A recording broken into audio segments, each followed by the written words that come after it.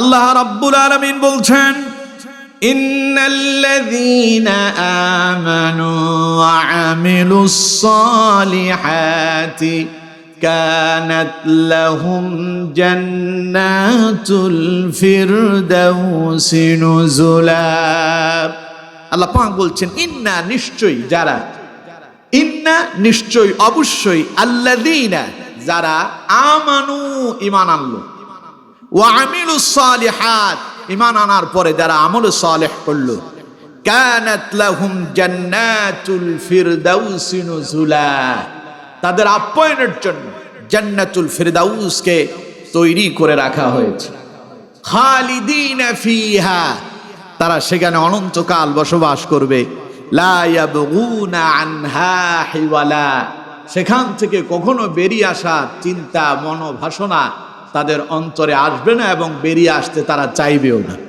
এই হচ্ছে আয়াতদ্বয়ের সরল অনুবাদ। আয়াতদ্বয়ের সরল অনুবাদ থেকে আমরা যা উপলব্ধি করতে পারলাম, বুঝতে পারলাম, তা হলো এই, জান্নাতে যাওয়ার জন্য কি আমল করার প্রয়োজন এই সম্পর্কে আল্লাহ তাআলা এই আয়াতদ্বয়ের মাঝে আলোচনা করছেন। ঠিক কিনা? সবাই বলতে হবে ঠিক কিনা? এই যে আপনারা মাহফিলে এলেন, মাহফিলটা কিসের উদ্যোগে হচ্ছে? কবরস্থানের মৃতদের রুহের মাগফিরাত কামনায়। ঠিক কিনা? কবরবাসী যারা হয়েছেন এরা কি আর জীবনে কখনো ফিরে আসবে? আর যিনারা এই কবরে গিয়েছেন তারা যেমন আসবে না, আর আমরাও সকলে কিন্তু এই পৃথিবীতে থাকব। তিনারা যেমন চলে গিয়েছেন, আসার আর কোনো সম্ভাবনা নেই। এই পৃথিবীতে আমরাও চিরকাল থাকতেই পারবো না। তাদের মতো একদিন আমাদেরকে এই পৃথিবীর সফর শেষ করতে হবে, পরপারের যাত্রী হতে হবে।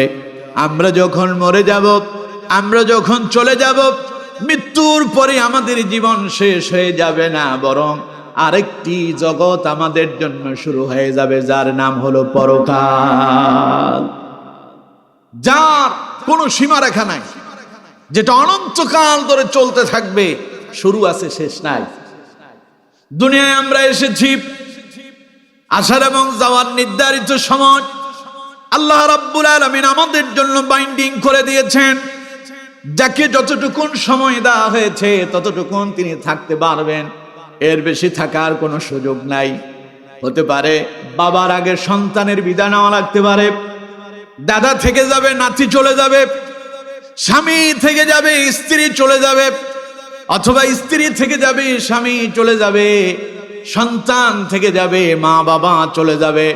তার মানে কখন কে যাবে আমরা কেউই বলতে পারি না। আমার বন্ধুগণ, তার মানে পৃথিবীতে কে কতক্ষণ পর্যন্ত বেঁচে থাকবো এর কোনো নির্ধারিত সময় আমাদের জানা নাই। আছে? আপনি এখান থেকে উঠে বাড়ি পর্যন্ত যেতে পারবেন এরকম কোনো গ্যারান্টি আছে? এর জন্য আমার বন্ধুগণ, পৃথিবীতে সুনিশ্চিত বলে যদি কোনো বিষয় থেকেই থাকে, আল্লাহ রাব্বুল আলামিন বলছেন তা হলো মৃত্যু। এটা আমি তোমাদের সবার জন্য সুনির্ধারিত করে দিয়েছি।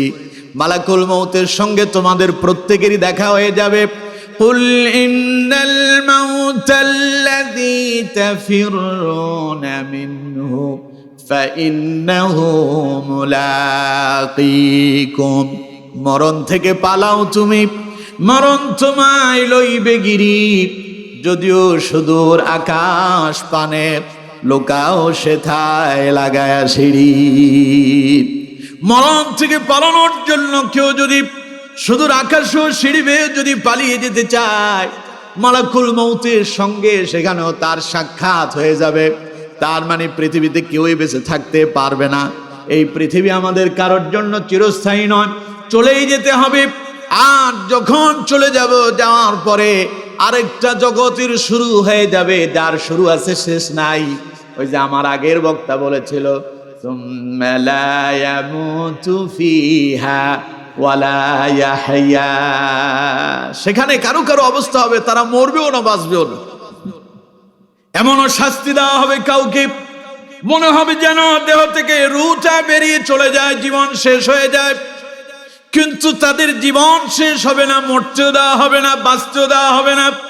তার মানে এমন শাস্তি তাদের জন্য অনিবার্য হবে, এমন ভাবে শাস্তি প্রয়োগ করা হবে, চলতেই থাকবে। মনে হয় যেন রুটা বেরিয়ে যায়, কিন্তু রু বেরিয়ে যায় মনে হবে, কিন্তু রু বেরিয়ে যাবে না। এইভাবে চলতে থাকবে অনন্তকাল আমার বন্ধুগণ। তার মানে সেই পরকালের জন্য আমাদের সকলকেই প্রস্তুতি গ্রহণ করার দরকার আছে না নাই? এই পৃথিবী ছেড়ে যখন আমরা পরপারে যখন পাড়ি জমাবো, আমাদের সকলের জন্য দুইটা জিনিস নির্ধারিত, হয় জান্নাত না হয় জাহান্নাম। কবর কারোর জন্য হবে জান্নাত, আর কারোর জন্য হবে কি জাহান্নাম হয়ে যাবে। ভালো আমল করে যাবেন, কবর আপনার জন্য জান্নাত হয়ে যাবে। আমল যদি মন্দ হয়, কবর আপনার জন্য জাহান্নাম হয়ে যাবে। আমার বন্ধুগণ, সেই যে জান্নাত এবং জাহান্নাম আল্লাহ রাব্বুল আলামিন তার বান্দাদের জন্য তৈরি করে রেখেছেন। ভালো করবেন, জান্নাতে যাবেন। ইন্নাল আবরারা লাফি নাঈম। ভালো কাজ করবে যারা, নেক আমল করবে যারা, সৎ কাজ করবে যারা, আল্লাহ পাক বলেন আনন্দের সাথে জান্নাতে যাবে তারা। এরপরে আল্লাহ রাব্বুল আলামিন বলছেন ওয়া ইন্নাল ফুজ্জারা লাফি জাহিম। মন্দ কাজ করবে যারা, নেক আমল ছেড়ে দিয়া মন্দ কাজে লিপ্ত হবে যারা, জাহান্নামের যাত্রী হবে তারা। তাহলে আমরা কি জান্নাতে যেতে চাই না জাহান্নামে যেতে চাই? আল্লাহ তাআলা মুমিনদের জন্য জান্নাত তৈরি করেছেন। এই জান্নাতের ভেতরে সবচাইতে ভিআইপি মানের ফার্স্ট ক্লাস জান্নাত যেটা, ওর নাম হচ্ছে জান্নাতুল ফিরদাউস। পড়েন সুবহানাল্লাহ। এখন প্রশ্ন হলো, জান্নাত কয়টা? এরকম প্রশ্ন আছে না? কেউ বলে যে জান্নাত 8টা, আবার কেউ বলে যে না জান্নাত 8টা না, জান্নাত একটা, তার স্তর হলো 8টা। যেমন মনে করেন না, জান্নাতের দরজার কথা বলতে গেলে এবার আলোচনা ভিন্ন দিকে চলে যাবে। আমার বন্ধুগণ, জান্নাত যদি একটা হয় আর এর স্তর যদি 8টা হয়, তাহলে আপনারা বুঝবেন কি করে? বোঝাটা খুবই সহজ। মনে করেন বগুড়া থেকে একটা ট্রেন যাচ্ছে ঢাকা শহরে। এই ট্রেনের ভেতরে 8টা বগি আছে। এই 8টা বগির 8টা নাম আছে। ট্রেন কয়টা? একটা। ট্রেন কয়টা? বগি আছে কয়টা? 8টা। কিন্তু এই 8টা বগির সব বগি কিন্তু একই লেভেলের না। এখানে কিছু আছে ফার্স্ট ক্লাস মানের, কিছু আছে সেকেন্ড ক্লাস মানের, কিছু আছে থার্ড ক্লাস মানের, কিছু আছে বিজনেস ক্লাস, ভিআইপি। এখানে সবাই যেতে পারে না, সবাই এগুলো টিকিটও কাটতে পারে না। এগুলো আগে আগে ভিআইপি লোকেরা টিকিটগুলো কেটে রাখে। তো কিন্তু ট্রেন একটাই, বগি হলো 8টা, এবং মাম এক একটার এক এক রকমের হয়। আমার বন্ধুগণ, এইরকম জান্নাত হলো একটা, এর স্তর হলো 8টা। এই 8টি স্তরের শ্রেষ্ঠ স্তর যেটা, সবচাইতে ভিআইপি যেটা, ফার্স্ট ক্লাস মানের জান্নাত যেটা, তার নাম হচ্ছে জান্নাতুল ফিরদাউস। পড়েন সুবহানাল্লাহ। বুখারীর বর্ণনা এসেছে, নবী করিম সাল্লাল্লাহু আলাইহি ওয়াসাল্লাম জান্নাতুল ফিরদাউস সম্পর্কে বলছেন। হযরত আবু হুরায়রা রাদিয়াল্লাহু তাআলা আনহু তিনি হাদিস বর্ণনা করছেন। নবীজি বলছেন, ইদা সালতুমুল্লাহ ফাসআলুহুল ফিরদাউস ফাইন্নাহু আওসাতুল জান্নাতি ওয়া আলাল জান্নাহ। নবীজি বলেন, ও আমার সাহাবীরা, আমার উম্মতেরা, তোমরা যখন আল্লাহর কাছে জান্নাত কামনা করবে, তখন তোমরা জান্নাতুল ফিরদাউসটাই কামনা করো। সুবহানাল্লাহ। কেন জান্নাতুল ফিরদাউস কামনা করবে? নবী করিম সাল্লাল্লাহু আলাইহি ওয়াসাল্লাম বলছেন, ফাইন্নাহু আওসাতুল জান্নাতি ওয়া আলাল জান্নাহ। আল্লাহর কাছে যত জান্নাত আছে, এই সব জান্নাতের ভেতরে শ্রেষ্ঠ জান্নাত যেটা, ভিআইপি মানের জান্নাত যেটা, উত্তম জান্নাত যেটা, তার নাম হলো জান্নাতুল ফিরদাউস। আল্লাহু আকবার। ওরাহু ফাওকাহু আরশুর রহমান। বর্ণনাকারী বলছেন, আমার মনে হচ্ছে যেন রাসূলুল্লাহ এই কথাই বলেছিলেন যে জান্নাতুল ফিরদাউসের উপরেই হলো দয়াময় আল্লাহ পাকের আরশে আযীম। সুবহানাল্লাহ। তার মানে জান্নাতুল ফিরদাউসে যারা যাবে, তাদের সাথে আর দয়াময় আল্লাহ পাকের সাথে কানেকশন, সম্পর্ক শুধু একখান ছাদের ব্যবধান থাকবে। উপরে আল্লাহর আরশে আযীম, নিচেই হলো জান্নাতুল ফেরদাউস। পড়েন সুবহানাল্লাহ। সেই জান্নাতুল ফেরদাউসে যেতে চান? সবাই বলেন যেতে চান? রাসূল বলেছেন ইজা সাআলতুমুল্লাহ, যখনই সাহায্য চাইবা আল্লাহর কাছে, ফাসআলুহুল ফিরদাউস, জান্নাতুল ফিরদাউসতে চাও। তার মানে আপনি খালি দোয়া করলেন আল্লাহ তুমি আমারে জান্নাতুল ফিরদাউস দিও, এটা না। রাসূল বলেছেন ইজা সাআলতুমুল্লাহ ফাসআলুহুল ফিরদাউস, তোমরা যদি আল্লাহর কাছে জান্নাত কামনা করো তখন তোমরা জান্নাতুল ফিরদাউস কামনা করো। এর মানে হলো জান্নাতুল ফিরদাউস পাওয়ার জন্য যে আমল করার প্রয়োজন, যে আমলটি করলে জান্নাতুল ফিরদাউস পাওয়া যাবে, সেই আমলটা করো। বুঝতে পারছেন? আমার দেশের ছেলেবেলেরা পড়ালেখা করে, পরীক্ষা আসলে খুব লেখাপড়া শুরু হয়। পরীক্ষার আগে পড়ালেখার কোনো খবরই নাই, অনেক অনেক লেখাপড়া করছে, অনেক প্রস্তুতি। যার যার প্রস্তুতি অনুযায়ী তার পরীক্ষার রেজাল্ট আসে, ঠিক না?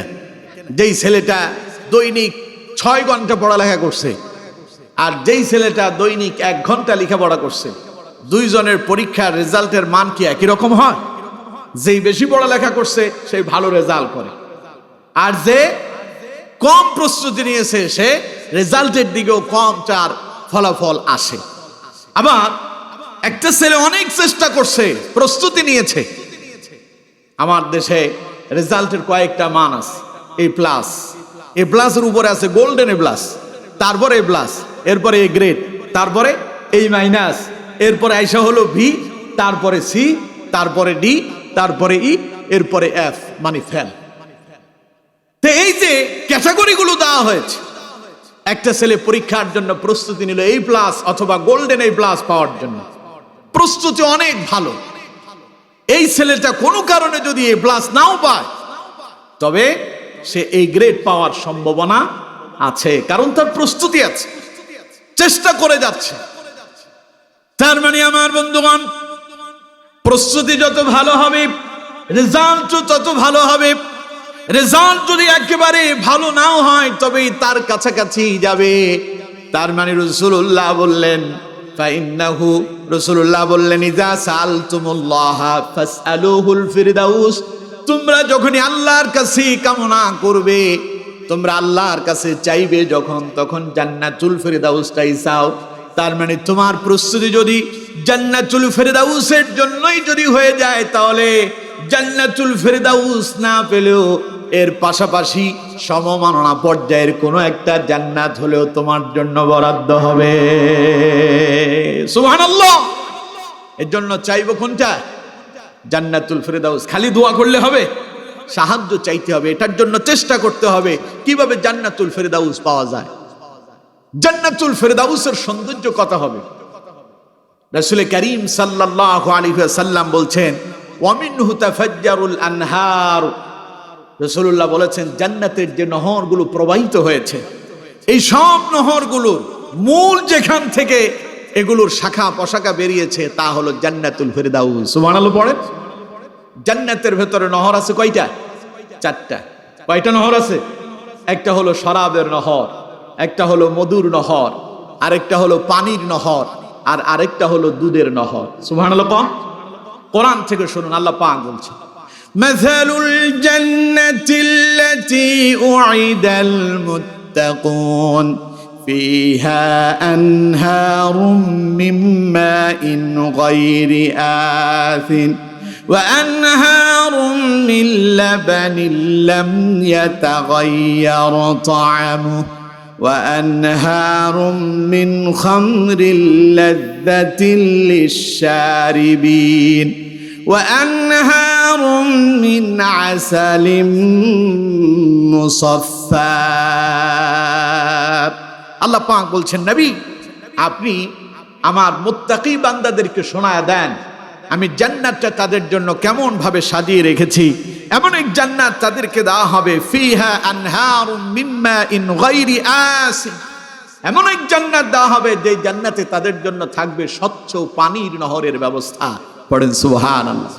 ওটা দুনিয়ার এই জাতীয় মিনারেল ওয়াটার না, এগুলো হলো দূষিত পানি। এগুলোকে আপনার মেশিনের ভেতরে দিয়া প্রক্রিয়াজাত করে এগুলোকে খাওয়ার জন্য উপযোগী করা হয়েছে।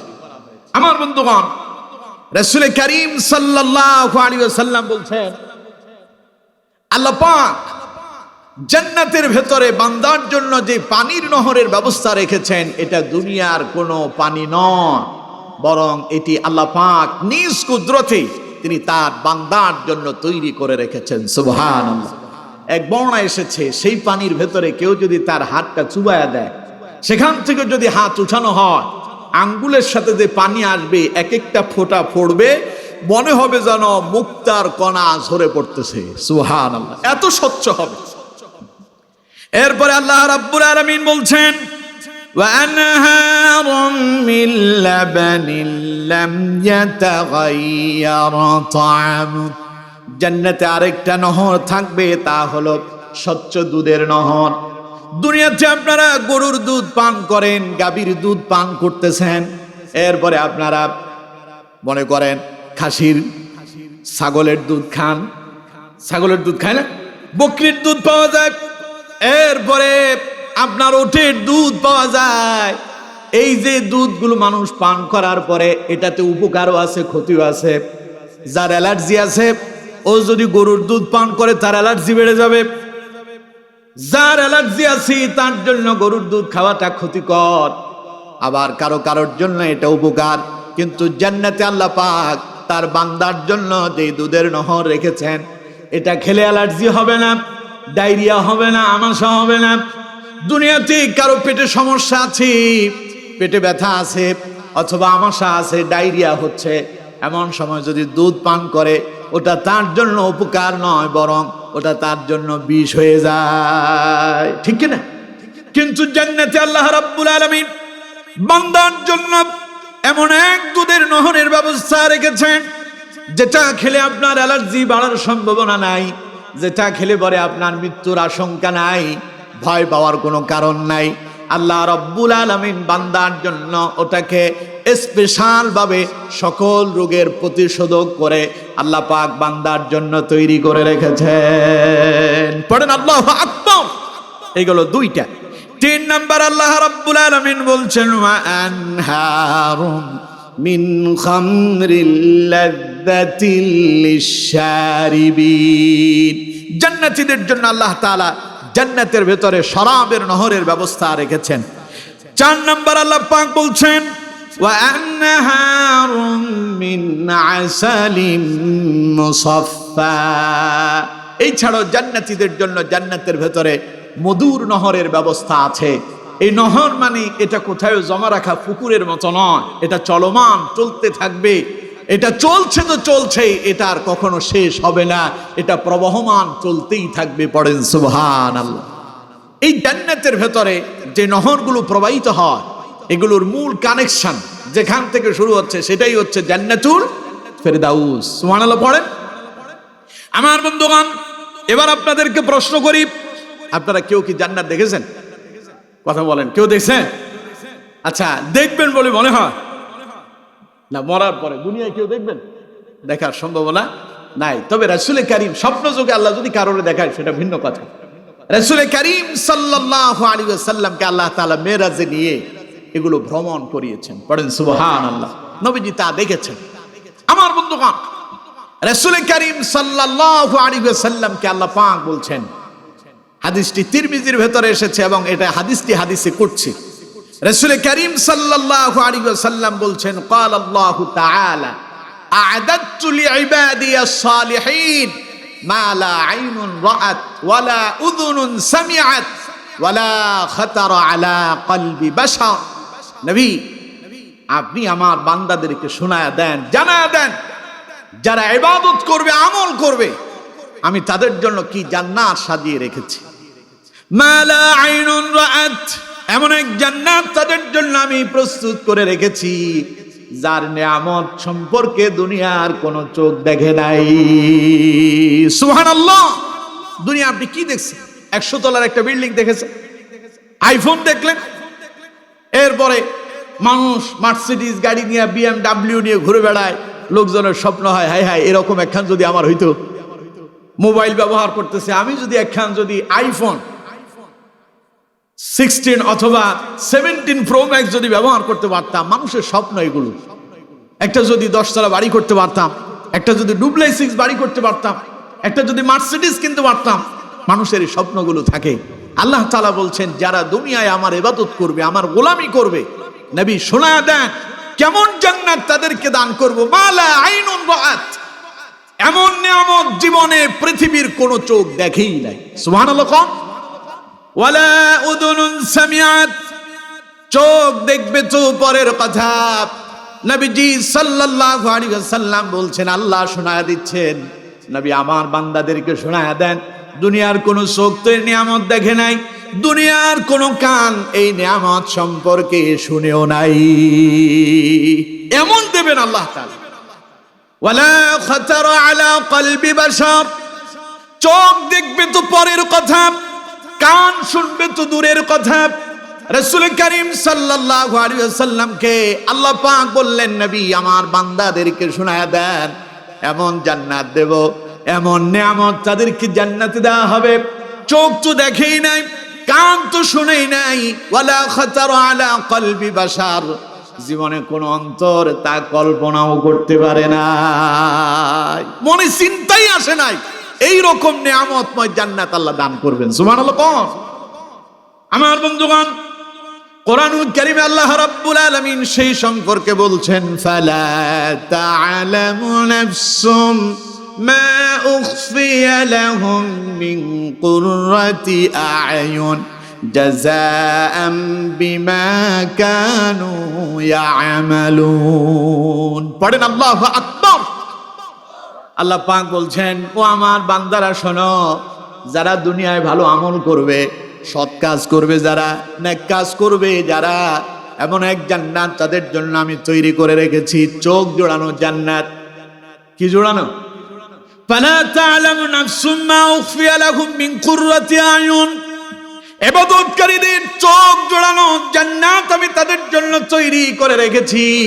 তবে এই জান্নাতটা যে কেমন হবে, উখফিয়া লাহুম মা কুররাতি আ'য়ুন জাযাআম বিমা কানু ইয়ামালুন, মানুষ কোনদিন তা অনুমানও করতে পারে না। আল্লাহু আকবার। আপনি আমি আমরা যদি ইবাদত করতে পারি, আল্লাহর গোলামি করতে পারি, আল্লাহর দাসত্ব করতে পারি, আল্লাহ আমাদেরকে জান্নাত দান করবেন। আর যখন জান্নাতে যাবেন, জান্নাত দেখার সঙ্গে সঙ্গে ওরে মারে ওরে বাবারে বলে কেউ চিৎকার মারবে না। জান্নাত দেখে মানুষ আশ্চর্য হবে, অবাক হবে। কোরআনে আল্লাহ রাব্বুল আলামিন বলছেন, ওয়াসিকাল্লাযীনা ইত্তাকাও রাব্বাহুম ইলাল জান্নাতি যুমারা হাত্তা ইযা জাউহা ওয়া ফুতিহাত আবওয়াবুহা ওয়া ক্বালা লাহুম খাযানাতুহা সালামুন আলাইকুম তিবতুম ফাদখুলুহা খালিদিন। পড়েন আল্লাহু আকবার। আল্লাহ তাআলা বলছেন, কিয়ামতের দিন যখন জান্নাতীদেরকে এক জায়গায় একত্রিত করা হবে, আর জান্নাতীদেরকে ফেরেশতারা স্বাগত জানাতে জানাতে জান্নাতের দিকে নিয়ে যাবে।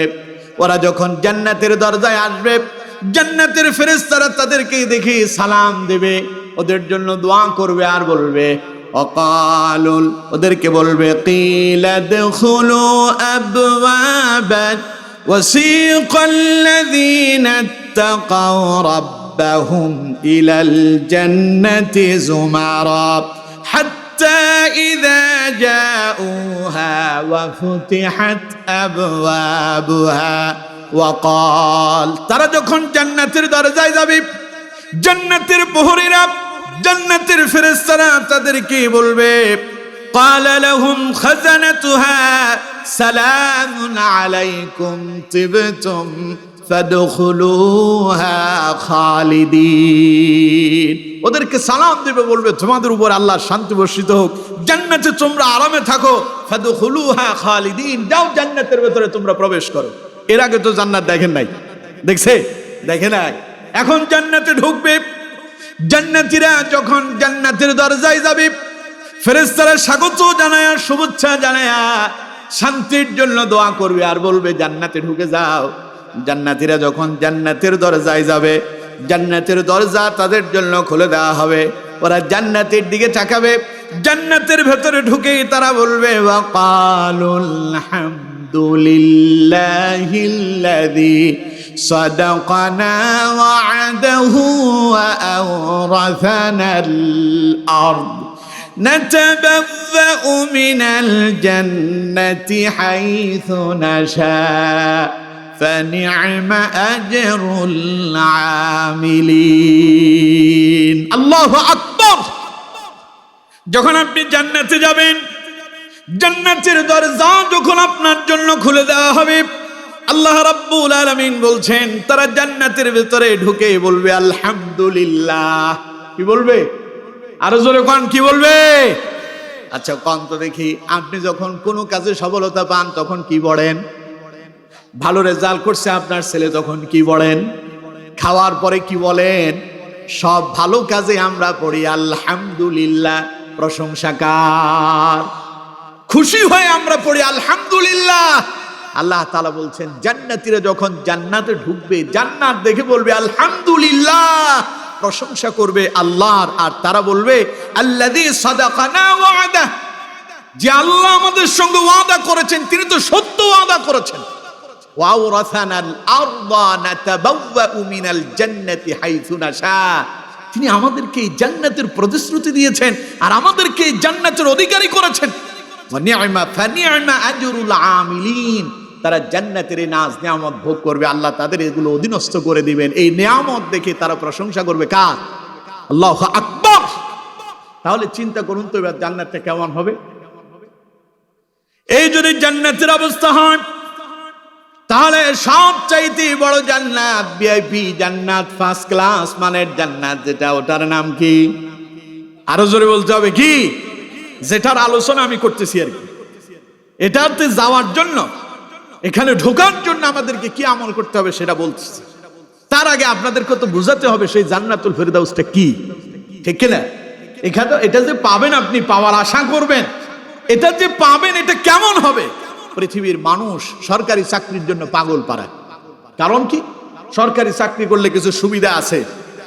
চাকরি শেষে এককালীন একটা বড় পেনশন পাওয়া যায়, ঠিক কিনা? বড় একটা অ্যামাউন্ট পাওয়া যায়। চাকরি করে আর মনে মনে আশা বাঁধে এক সময় রিটায়ার্ড হব, রিটায়ার্ড করার পরে বড় একটা অ্যামাউন্ট আমার অ্যাকাউন্টে জমা হবে, সেটা দিয়ে আমি বাড়ি করব, গাড়ি করব, স্বপ্ন দেখে। এই জন্য মানুষ সরকারি চাকরির পেছনে সবাই দৌড়ায়। তার মানে তারা জানে এটার পেছনে একটা সফলতার গল্প আছে। কেউ প্রাইভেট চাকরির পেছনে তেমন একটা দৌড়ায় না, কারণ প্রাইভেট চাকরির কোনো গ্যারান্টি নাই। এটা সকালে আছে, বিকালে নাই। যেমন ইমামতি, মসজিদের ইমাম সাহেবরা ফজরের নামাজের ইমামতি করে, জোহর পর্যন্ত কি তার চাকরি আছে না নাই সে নিজেই জানে না, ঠিক না? ইমাম সাহেবদের চাকরি থাকে বালিশের নিচে অথবা পকেটের ভেতরে, যেই কোনো মুহূর্তে চলে যেতে পারে।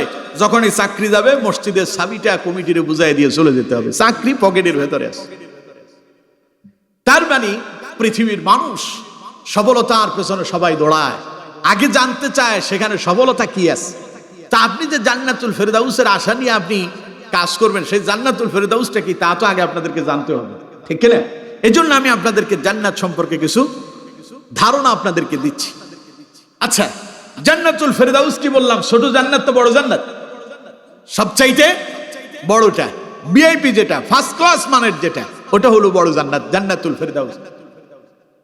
রাসূল কারীম সাল্লাল্লাহু আলাইহি ওয়াসাল্লাম বলছেন, এটাও মুসলিম শরীফের হাদিস এবং হাদিসটা হাদিসে কুদসি। রাসূল কারীম সাল্লাল্লাহু আলাইহি ওয়াসাল্লাম বলছেন, সর্বশেষ আল্লাহ যাকে জান্নাত দেবেন, ওর জান্নাতটা কতটুকুন হবে? 10টা পৃথিবীর সমপরিমাণ। সুবহানাল্লাহ। কয়টা পৃথিবী? দেখুন হাদিস থেকে শোনো। রাসূল কারীম সাল্লাল্লাহু আলাইহি ওয়াসাল্লাম বলছেন, সর্বশেষ আল্লাহ যাকে জান্নাত দেবেন, এরপরে আর কেউ জান্নাতে যাবে না, এটাই শেষ। প্রিয় বন্ধুগণ আমার, সব শেষ যেই লোক জান্নাতে যাবে তার আগে সেই জাহান্নামে থাকবে, জাহান্নামের শাস্তি ভোগ করলো। এবার আল্লাহ তারে জাহান্নাম থেকে মুক্তি দিয়া জান্নাত দেবে। নবীজি বলছেন, লোকটা জান্নাত থেকে বের হতে যাবে, এমন সময় আবার হুসুর খেয়ে, স্লিপ খেয়ে আবার জাহান্নামের ভিতরে পড়ে যাবে, জাহান্নাম তারে পোড়ায়া দেবে। লোকটা জাহান্নাম থেকে বেরিয়ে আসবে হামাগুড়ি দিয়া। সাপ যেভাবে হামাগুড়ি দিয়ে চলে, সাপ কিভাবে চলে? সাপের কি পা আছে দেখছেন কেউ আপনারা? কেউ কেউ কয় সাপের পা যদি দেখে তাইলে সেই নাকি বাদশা হয়ে যাবে, লাখপতি হবে, বলে না এরকম কথা? তার মানে এটা বলার পেছনে মূল কারণ হলো সাপের পা জীবনে কেউ দেখেই নাই, দেখবেই না, কারণ সাপের পাই নাই। সাপ চলে হামাগুড়ি দিয়া। জাহান্নাম থেকে সর্বশেষ যেই লোকটা বের হবে, নবীজি বললেন সে যখন বের হতে যাবে হোঁচট খেয়ে স্লিপ খেয়ে আবার জাহান্নামে পড়ে যাবে। জাহান্নাম তারে আবার পোড়া দেবে, আবার সেই জাহান্নাম থেকে বের হবে। সাপের মতো হামাগুড়ি দিয়া জাহান্নাম থেকে বেরিয়ে আসবে। জাহান্নাম থেকে বের হওয়ার পরে পেছনে জাহান্নামের দিকে তাকাবে, আর এবার বলবে আল্লাহ তোমার প্রশংসা করছি, আলহামদুলিল্লাহ। জাহান্নাম রে বলবে তোর ভেতর থেকে আল্লাহ আমারে মুক্তি দিয়েছে, আমার জীবন তো শেষ হয়ে গিয়েছিল, আল্লাহ আমাকে তিনি বাঁচিয়ে দিয়েছে। ও মনে করবে যে এটাই সফলতা, আর কিছু দরকার নাই, কারণ যে জাহান্নামে পুড়ে মরছি আর দরকার কি? এখান থেকে যে বের হলাম তাতেই কি আলহামদুলিল্লাহ, তাতেই কি আলহামদুলিল্লাহ। কিন্তু আমার বন্ধুগণ, নবীজি বলেছেন বিষয়টা একটু ভিন্ন রকমের হবে। লোকটা যখন জাহান্নাম থেকে বের হবে তখন তার সামনে সে দেখতে পাবে, সামনে একটা গাছ দেখা যায়, গাছের নিচে খুব সুন্দর ছায়া, পাশে একটা নহর প্রবাহিত হচ্ছে, পানির নহর।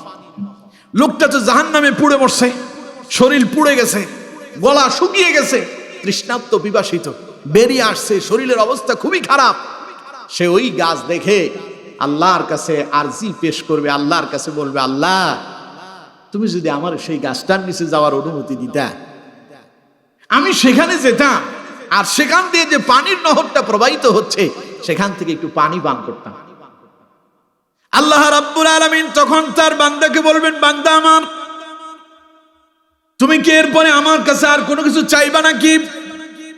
বান্দা বলবে আল্লাহ এরপরে আর কোনো কিছুই তোমার কাছে আমি চাইব না, এটাই আমার সর্বশেষ চাওয়া, আর কোনো চাওয়া পাওয়া নাই। আমি তো জাহান্নামে পড়ে পড়ছি, ওইখান থেকে তুমি আমার মুক্তি করছো, তোমার কাছে কিছুই চাই না, শুধু তোমার কাছে চাই সামনে যে গাছটা দেখা যায় সেখান পর্যন্ত আমারে নিয়ে যাও, সেখান থেকে একটু পানি পান করবো। আল্লাহ কয় বান্দা ঠিক আছে অনুমতি দিলাম, তবে আর চাইতে পারবা না।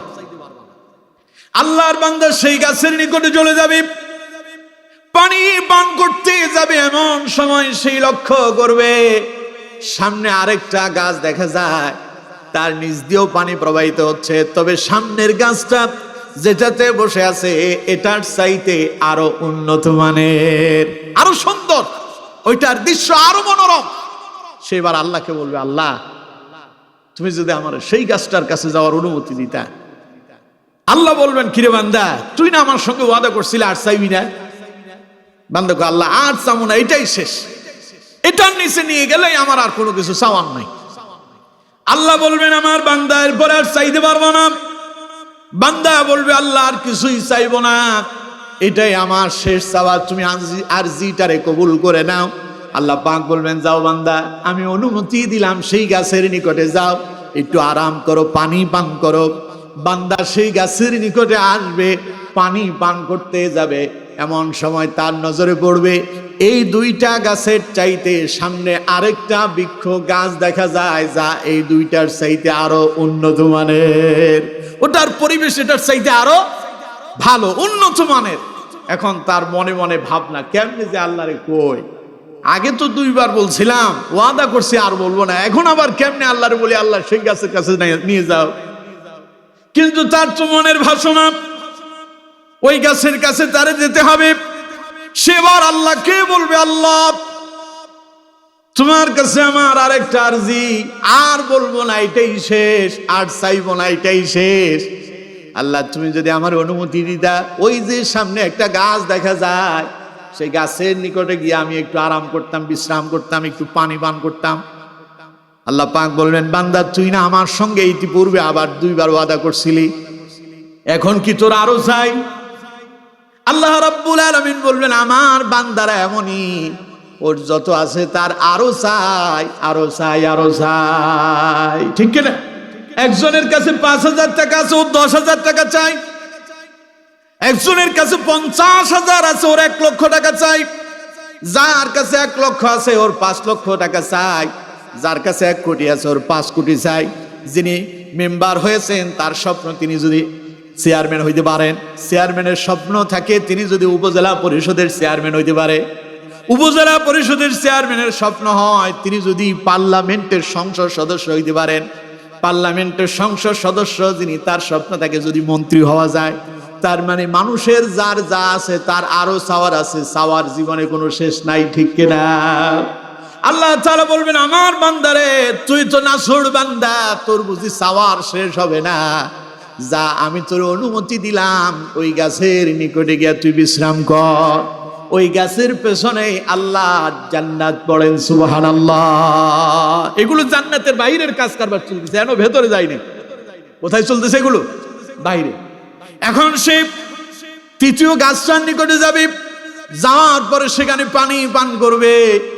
পেছন থেকে লোকজনের হাসির আওয়াজ শোনা যায়, মনে হয় যেন খুব আনন্দে লোকজন আছে। সে চিন্তা করবে কোথা থেকে আনন্দের আওয়াজ শোনা যায়, হাসির আওয়াজ শোনা যাচ্ছে, জায়গাটা কই? পেছনে তাকায় দেখবে বিশাল আল্লাহর জান্নাত, জান্নাতে আল্লাহর বান্দারা পরিপূর্ণ হয়ে আছে। সুবহানাল্লাহ। এখন সেই তো বড় আশ্চর্য, অবাক জান্নাত দেখে, কিন্তু আল্লাহরে কেমনে যে বলবে আল্লাহ এবার এখানে ঢুকাব, তার তো আর বলার কোনো পথ নাই। 3 বার আল্লাহরে বলছে, আমার দেশে কয় 1 বার 2 বার 3 বার পর্যন্ত হবে, 4th বার আর হবে না, ঠিক কিনা? আপনার কাছে একটা লোক আইসা সাহায্য চাইলো, ভাই খুব অসুবিধা আছি, কষ্টে আছি, সংসার চলতেছে না, অসুস্থ, চিকিৎসা করতে পারতেছি না, কিছু সহযোগিতা করেন। আপনি একদিন দিলেন, দ্বিতীয় দিন এসে চাইলো, আপনি আবারও দিলেন, তৃতীয় দিন দিলেন, 4th বার যদি আপনার কাছে আসে, আপনি বলবেন বেটা তোর কি রোগ যায় না, তোর কি রোগ সারে না, তোর প্রতিদিনই রোগ, তোর প্রতিদিন টাকা পয়সা দিয়ে, এরপরেও তোর হয় না, বলবেন না এরকম? মানুষ বলে না এমন? আল্লাহর বান্দা তৃতীয়বার আল্লাহর কাছে যখন অনুমতি পায়া 3 নম্বর গাছের কাছে গেল, পেছনের জান্নাত দেখে এখন সে মন খারাপ করতেছে, হায় হায় এই তো জান্নাতে তো মনে হয় যাওয়া যাবে না, কারণ জান্নাত তো যার যার অধীনস্থ হয়ে গেছে, জান্নাত আর খালিয়ে নেই। এমন সময় আল্লাহ পাক তার বান্দারে জিজ্ঞাসা করবেন, কিরে আমার বান্দা কি দেখিস? বান্দা কো আল্লাহ জান্নাত দেখতেছি। আল্লাহ রাব্বুল আলামিন তার বান্দারে বলবেন, বান্দা তোর মন কি চায়? তোর তো মন চায় জান্নাতে যাওয়ার জন্য। বান্দা কো আল্লাহ কেমনে যাবো, জায়গা তো খালি নাই। আল্লাহ পাক বলবেন, আমার বান্দা টেনশন করিস না, আমি তোর জন্য একটা জান্নাতের বরাদ্দ রেখে দিয়েছি। আমি তোর একখান জান্নাত দিলাম, যে জান্নাতটা হলো পৃথিবীর 10 গুণ সমান। সুবহানাল্লাহ। তুই এত মন খারাপ করতেছিস কেন? তোরে যে জান্নাত দিলাম 10টা পৃথিবীকে একসাথ করলে যতটুকুন হবে, তোর জান্নাত হলো এরকম বিশাল বড় জান্নাত। সুবহানাল্লাহ পড়েন। আপনি একটা পৃথিবী কিনতে পারবেন? কথা কয় না, কিনতে পারবেন? 1 ডিসিম জায়গা কিনতে গেলেও তো অবস্থা খারাপ হয়ে যায়। 1 ডিসিম তো বুঝেন আপনারা, 1 শতক জায়গা, 1 শতক জায়গার জন্য এক ভাই আরেক ভাইয়ের মাথা ফাটাইয়া দিচ্ছে। বাবা তার সন্তানের সঙ্গে এই নিয়ে ঝগড়া বাঁচান, ভাইয়ে ভাইয়ে মারামারি, ভাইয়ে বোনের ভেতরে মারামারি, একজন আরেকজনকে হত্যা করতেছে সামান্য সম্পদের জন্য। কিন্তু আমার বন্ধুগণ, দুনিয়ার এই সম্পদ ক্ষণস্থায়ী, আজ আছে তো কাল নাই, মরে যাবেন, আপনি কবরে ঢুকে যাবেন, বাড়িটা বাড়ির জায়গায় পড়ে থাকবে, গাড়িটা গাড়ির জায়গায় পড়ে থাকবে, ব্যাংক অ্যাকাউন্টে যেই টাকা পয়সা জমা করছেন তা সেখানে পড়ে থাকবে, কিচ্ছু আপনার সাথে যাবে না। এমন এক কাপড়ে মোড়াই আপনাকে কবরে রেখে আসবে, যেই কাপড় পরার জন্য মোটেও আপনি প্রস্তুত না, ঠিক কিনা? কাপড়ের কাপড় দিয়া কেউ কি পাঞ্জাবি সেলায়, শার্ট বানায়? কাপড়ের কাপড় আনছে, কিছু কাপড় বেশি বেঁচে গেল, ঘরে ভয়ে ঘরের ভেতরে সেই কাপড় লাগে না, মসজিদের ইমাম সাহেবরে দিয়ে দাও, ঠিক কিনা? কি ভয়! তার মানে এই কাপড়ে মানুষ ভয় পাচ্ছে, এই ভয়ে কাপড়টাই পরে না। অথচ আপনার খুব স্বপ্ন, আপনি একটা ডুপ্লেসিস বাড়ি বানালেন 1 কোটি টাকা খরচ কইরা, আপনি একখান গাড়ি কিনছেন 1.5 কোটি টাকা খরচ কইরা, আপনার অনেক সম্পদের আপনি আয়োজন করছেন। কিন্তু বন্ধুগণ, আপনি যখন মরে যাবেন, আপনার সেই বাড়ি দামি, আপনার সেই দামি গাড়ি থেকে আপনাকে বিরত করা হবে। এখান থেকে আপনি হয়ে যাবেন দূরে, এগুলো আপনার থেকে বহু দূরে চলে যাবে। আপনাকে সেই ভয়ানক কাপড় যা আপনি পরতে চান না, সেই কাপড়ে পোড়ায়া, সেই কাপড়ে পেঁচায়া আপনারে কবরে রেখে আসবে। না কোনো আপনার আত্মীয় স্বজন থাকবে, না কোনো আলো বাতাস থাকবে, না কেউ আপনার সঙ্গে যাবে। আপনাকে রেখে কেউ আপনার কাছে থাকবে না, কারণ সবাই এই কবরকে ভয় করে। মানুষজন দিনের বেলাও কবরের পাশ দিয়ে অনেকে যেতে চায় না। আমার এক মুসল্লি আছে, কোন মানুষ মারা গেছে নতুন কবরের পাশ দিয়া উনি দিনের বেলাও হাঁটেন, এত ভয় পায়, অথচ সেও মরবে, কবরে ঢোকা লাগবে, ঠিক কিনা? সুতরাং বন্ধুগণ আমার, বাড়িটা বাড়ির জায়গায় পড়ে থাকবে, গাড়িটা গাড়ির জায়গায় পড়ে থাকবে। হয়তো আপনার মরার পরে রেখে যাওয়া সম্পদ নিয়ে সন্তানরা কাড়াকাড়ি আর মারামারিতে লেগে যাবে। প্রিয় বন্ধুগণ আমার, কিন্তু আপনার পরপারের যাত্রী হয়ে যেতে হবে।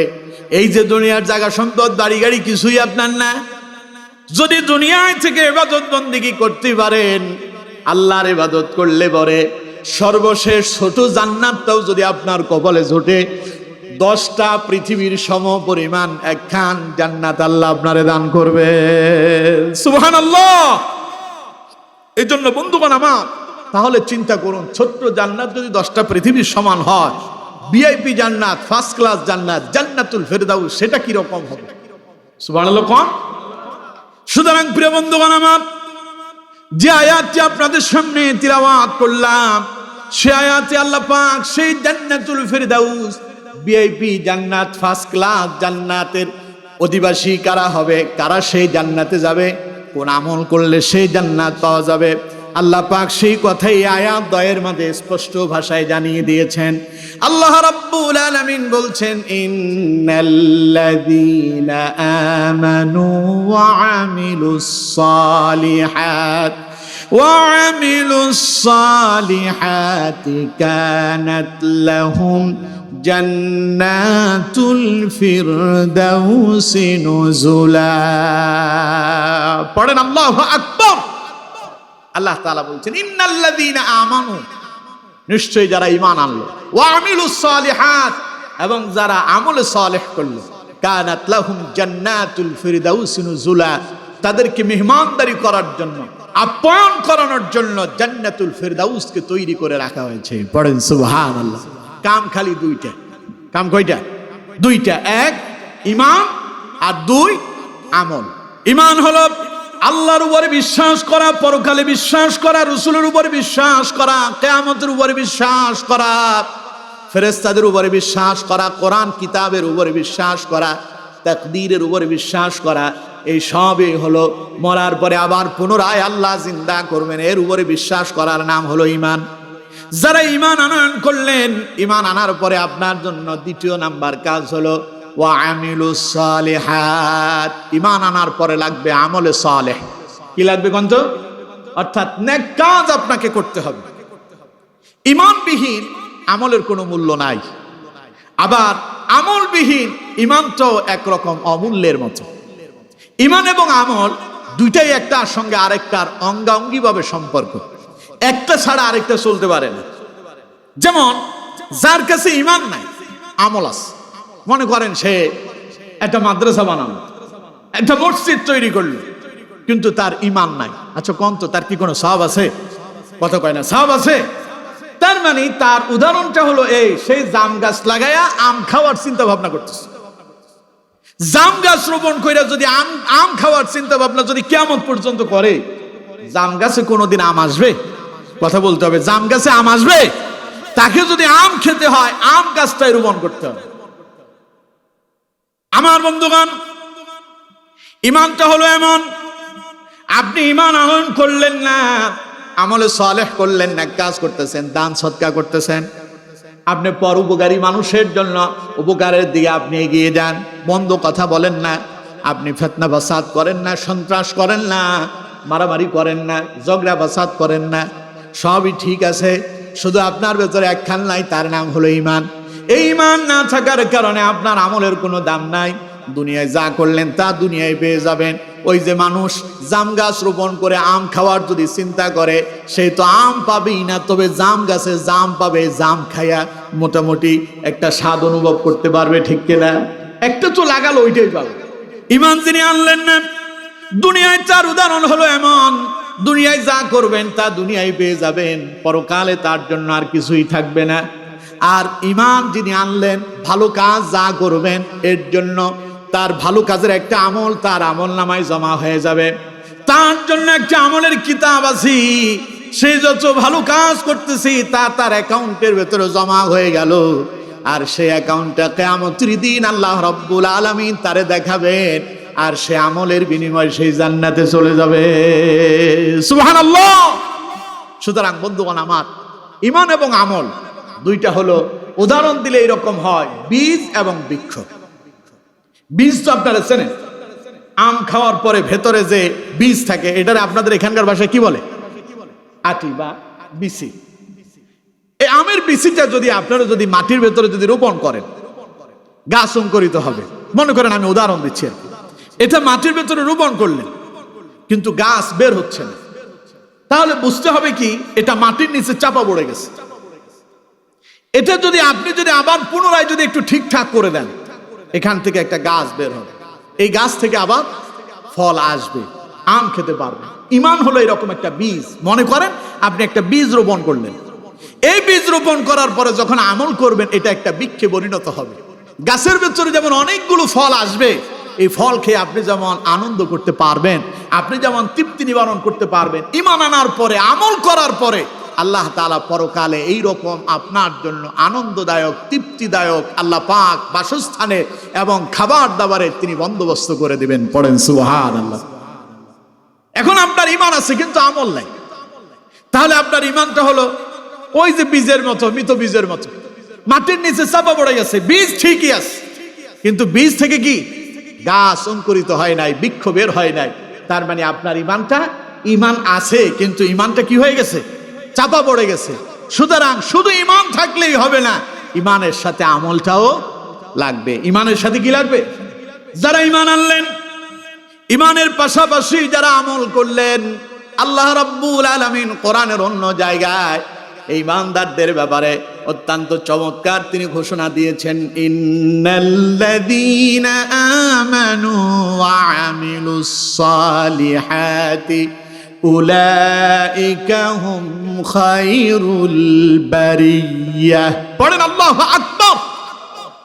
আল্লাহ তাআলা বলছেন, আশ্চর্য হয়ে যাবেন, অবাক হয়ে যাবেন, কি বললেন আল্লাহ? আল্লাহ পাক বলছেন, ইন্নাল্লাযীনা আমানু ওয়া আমিলুস সালিহাত, নিশ্চয়ই যারা ঈমান আনলো, ঈমান আনার পরে যারা ভালো কাজ করলো, নেক কাজ করলো, সৎ কাজ করলো, উলাইকা হুম খায়রুল বারিয়া, তারাই হলো পৃথিবীর শ্রেষ্ঠ জাতি। সুবহানাল্লাহ। আল্লাহ মানুষদেরকে করেছেন, মানুষদেরকে পৃথিবীতে আল্লাহর যত সৃষ্টি আছে এই সকল সৃষ্টির শ্রেষ্ঠ জীব হচ্ছে মানুষ। শ্রেষ্ঠ জীব কি? কুনতুম খায়রা উম্মাহ। আল্লাহ তাআলা বলছেন আমি তোমাদেরকে শ্রেষ্ঠ জাতি করেছি। সুবহানাল্লাহ। তবে আমার বন্ধুগণ, এই শ্রেষ্ঠ মানুষ যদিও শ্রেষ্ঠ মানুষ, যদি তারা যদি আল্লাহর ইবাদত করে তাহলে তারা হবে শ্রেষ্ঠ, আর আল্লাহকে ভুলে গিয়া তাগুদের অনুসরণ করবে যারা, তারা হবে নিকৃষ্ট। কথা আমার না আল্লাহ? কোরআন থেকে শুনুন, সূরা বাইয়িনার ভিতরে আল্লাহ রাব্বুল আলামিন বলছেন, ইন্নাল্লাযীনা কাফারু মিন আহলিল কিতাবি ওয়াল মুশরিকিনা ফি নারি জাহান্নামা খালিদিনা ফিহা উলাইকা হুম শাররুল বারিয়াহ। আল্লাহ রাব্বুল আলামিন বলছেন, ও দুনিয়ার মানুষেরা, আমি তোমাদেরকে পৃথিবীতে শ্রেষ্ঠ জাতি করে আমার সৃষ্টির ভেতরে শ্রেষ্ঠ করে মানুষদেরকে তৈরি করলাম। এই মানুষের ভেতরে যারা আমারে বিশ্বাস করলো না, যারা কুফরি করলো, ইন্নাল্লাযীনা কাফারু, যারা কুফরি করলো, মিন আহলিল কিতাব, এবং যারা আহলে কিতাব হলো ইহুদিরা, যারা আল্লাহর রাসূলের প্রতি ঈমান আনলো না, ওয়াল মুশরিকিন, যারা শিরকের ভেতরে লিপ্ত হয়ে গেল। আল্লাহ পাক বলছেন, মিন আহলিল কিতাবি ওয়াল মুশরিকিনা ফি নারি জাহান্নাম খালিদিনা ফিহা, তাদের জন্য জাহান্নাম তৈরি করা আছে, ওরা জাহান্নামের ভিতরে প্রবেশ করবে। উলাইকা হুম শাররুল বারিয়া, কারণ তারা হলো পৃথিবীর সবচাইতে নিকৃষ্ট জাতি। যদিও আল্লাহ মানুষদেরকে শ্রেষ্ঠ করে তৈরি করলেন, আল্লাহর গোলামি না করলে ও শ্রেষ্ঠ না নিকৃষ্ট? কথা কয় না, শ্রেষ্ঠ না নিকৃষ্ট? আর আপনি যদি ঈমান আনয়ন করলেন, আল্লাহর প্রতি বিশ্বাস করলেন, আমলে সালেহ করলেন, পরের আয়াতে আল্লাহ পাক বলছেন ইন্নাল্লাযীনা আমানু ওয়া আমিলুস সালিহাতি উলাইকা হুম খায়রুল বারিয়াহ। যারা ঈমান আনলো, আমলে সালেহ করলো, তারা হলো শ্রেষ্ঠ জাতি। আমি তাদেরকে সব চাইতে শ্রেষ্ঠ হিসাবে তাদেরকে আমি কবুল করলাম, আমি আল্লাহ তাদেরকে পছন্দ করলাম। জাযাউহুম ইনদা রাব্বিহিম জান্নাতু আদনিন তাজরি মিন তাহতিহাল আনহার খালিদিনা ফিহা আবাদা রাদিয়াল্লাহু আনহুম ওয়া রাদু আনহু যালিকা লিমান খাশিয়া রাব্বাহ। পড়েন আল্লাহু আকবার। আল্লাহ বলছেন জাযাউহুম ইনদা রাব্বিহিম, যারা ঈমান আনলো, আমলে সালেহ করলো, তাদের জন্য তাদের রবের কাছে পুরস্কার আছে। কি আছে? কথা কয় না, কি আছে? পুরস্কার আছে। কি পুরস্কার? জান্নাতু আদনিন তাজরি মিন তাহতিহাল আনহার। তাদের কেমন এক জান্নাত দেওয়া হবে, যার তলদেশ দিয়ে ঝর্ণা দ্বারা নহর প্রবাহিত হতে থাকবে। সুবহানাল্লাহ। খালিদিনা ফিহা আবাদা, তারা সেই জান্নাতে প্রবেশ করবে এবং চিরকাল অবস্থান করবে। রাদিয়াল্লাহু আনহুম ওয়া রাদু আন, কারণ আল্লাহ তাদের প্রতি খুশি, তারাও আল্লাহর প্রতি খুশি। যালিকা লিমান খাশিয়া রাব্বাহ, এটা এই জন্য যে তারা আল্লাহকে ভয় করত। সুবহানাল্লাহ। কোন? সুতরাং বন্ধুগণ আমার, যদি আপনি ঈমান আনেন, ঈমানের পাশাপাশি যদি আমলে সালেহ করেন, আমরা তো সবাই ঈমান আনছি, ঈমান আনছি না? এখানে তো কোনো অমুসলিম নাই, আছে? এখানে কোনো কাফের আছে? তাহলে আমরা সবাই মুমিন। আমরা সবাই কি? আমরা পড়েছি লা ইলাহা, পড়েন লা ইলাহা ইল্লাল্লাহু মুহাম্মাদুর রাসূলুল্লাহ আশহাদু আল্লা ইলাহা ইল্লাল্লাহু ওয়া আশহাদু আন্না মুহাম্মাদান আবদুহু ওয়া রাসূলুহু। আমরা বলেছি আল্লাহ ছাড়া আর কোনো ইলাহ নাই, মুহাম্মদ সাল্লাল্লাহু আলাইহি ওয়াসাল্লাম আল্লাহর রাসূল। আমরা সাক্ষ্য দিয়েছি আল্লাহ এক, তার কোনো শরীক নাই। আমরা সাক্ষ্য দিয়েছি তিনি একচ্ছত্র অধিপতি, তিনি ছাড়া আর কোনো ইলাহ নাই। আমরা সাক্ষ্য দিয়েছি মুহাম্মদ সাল্লাল্লাহু আলাইহি ওয়াসাল্লাম আল্লাহর প্রেরিত বান্দা এবং রাসূল। তার মানে আমরা সবাই মুমিন। এখন আমাদেরকে জান্নাতে যাওয়ার জন্য ঈমানের পাশাপাশি লাগবে হলো আমল। কি লাগবে? আমল লাগবে। আমল ছাড়া জান্নাতের আশা করাটা আমাদের জন্য এটা শোভনীয় হবে না, কারণ জান্নাত পাওয়ার জন্য আমল করতে হবে, এই ঘোষণা কার? আল্লাহ রাব্বুল আলামিন বলছেন আল্লাযী খালাকাল মাউতা ওয়াল হায়াতা লিয়াবলুয়াকুম আইয়ুকুম আহসানু আমালা। পড়েন আল্লাহু আকবার। আল্লাহ পাক বলছেন আল্লাযী খালাকাল মাউতা ওয়াল হায়াতা, আমি আগে তোমাদের মৃত্যু নির্ধারণ করেছি, এরপরে তোমাদেরকে হায়াত দিলাম। তার মানে জীবন যে পাইলা, অপেক্ষায় থাকো, জীবনটা থাকবে না, পেছনে মৃত্যু আছে। আগে মৃত্যু তৈরি করলাম যাতে করে জীবন দিয়া তোমাদেরকে মৃত্যু দিতে পারি। আমরা সবাই পৃথিবীতে আসার আগে আমাদের কারো কোনো অস্তিত্বই ছিল না, আমরা সবাই ছিলাম মৃত। সেই মৃত থেকে যিনি আমাদেরকে জীবিত করলেন তিনি কে? কোরআন থেকে শুনুন, সূরা বাকারায় আল্লাহ পাক বলছেন কাইফা তাকফুরুনা বিল্লাহি ওয়া কুনতুম আমওয়াতান ফাআহইয়াকুম সুম্মা ইউমীতুকুম সুম্মা ইউহয়ীকুম সুম্মা ইলাইহি তুরজাউন। আল্লাহ পাক বলছেন কাইফা তাকফুরুনা বিল্লাহ, কি করে লোকেরা আল্লাহকে অস্বীকার করলো। ওয়া কুনতুম আমওয়াতান, অথচ তারা ছিল মৃত। ফাআহইয়াকুম, আমি তাদেরকে করেছি জীবিত। সুম্মা ইউমীতুকুম, আবার তোমরা মরবা। সুম্মা ইউহয়ীকুম, আবার তোমাদেরকে জিন্দা করা হবে। সুম্মা ইলাইহি তুরজাউন, অতঃপর সবাইকে আল্লাহর কাছে ফিরে যেতে হবে। ঠিক কি না? তাইলে আমরা আগে ছিলাম কি? মৃত। এরপরে কে জীবিত করলেন? আল্লাহ পাক বলছেন আল্লাযী খালাকাল মাউতা ওয়াল হায়াতা, তোমরা ছিলে আগে মৃত, আমি তোমাদের আগে মৃত্যু সৃষ্টি করেছি, এরপরে তোমাদেরকে আমি হায়াত দিলাম। কেন দিলাম? লিয়াবলুয়াকুম আইয়ুকুম আহসানু আমালা, আমি দেখতে চাই আমলের দিক দিয়া কে উৎকৃষ্ট হতে পারে, শ্রেষ্ঠ হতে পারে। তার মানে আমার বান্দা দেখতে চাই দুনিয়ায় তোমার যে হায়াত দিলাম, এই হায়াত পেয়ে তুমি আমল কতটুকু করেছো। যার আমল যত বেশি হবে তার পুরস্কারও তত উত্তমই হবে, ঠিক কিনা? সেই কথাই আল্লাহ রাব্বুল আলামিন এই আয়াতের ভিতরে জানা দিলেন। আল্লাহ পাক বললেন লিয়াবলুয়াকুম আইয়ুকুম আহসানু আমালা, আমল যত বেশি করবা, আমলের দিক দিয়া যত শ্রেষ্ঠ হতে পারবা, পুরস্কারও তত শ্রেষ্ঠ হবে। আমল যদি তোমার ভালো হয়ে যায়, আমল যদি শিরিক বিদআত মুক্ত হয়, আমল যদি তোমার সুদ ঘুষ মুক্ত হয়ে যায়, তুমি যদি তোমার জীবনটাকে যদি আল্লাহ এবং তার রাসূলের দেখানো পথ মত তরিকা মোতাবেক পরিচালনা করতে পারো, তোমার লেনদেন, তোমার ব্যবসা বাণিজ্য, তোমার কথাবার্তা, তোমার আচার ব্যবহার, তোমার চলাফেরা, তোমার পরিবার, তোমার সামাজিক জীবন, তোমার রাষ্ট্রীয় জীবন, তোমার দৈনন্দিন জীবন, তোমার গোটা জীবনটা যদি রাসূলুল্লাহর আদর্শ দিয়া পরিচালনা করতে পারো, আল্লাহর দেখানো কোরআন দিয়ে যদি জীবনটারে পরিচালনা করতে পারো, আল্লাহ পাক বলছেন এটাই হলো আমলে সালেহ। আর এই আমলে সালেহ যারা করতে পারবে, কানাত লাহুম জান্নাতুল ফিরদাউসি নুজুলা, আমি আল্লাহ তাদের জন্য জান্নাতুল ফিরদাউস ভিআইপি 5 ক্লাস মানের, এ গ্রেড মানের জান্নাতুল ফিরদাউস আমি আল্লাহ তাদের জন্য তৈরি করে রেখেছি। সুবহানাল্লাহ। সেই জান্নাতে যেতে হলে নামাজের দরকার আছে না নাই?